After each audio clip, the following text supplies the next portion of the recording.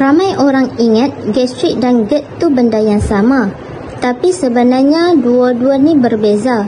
Gastrik berlaku bila lapisan perut meradang. Selalunya sebab lambat makan atau asid berlebihan. Simptom biasa adalah seperti perut rasa pedih, kembung, loya, kadang sampai muntah.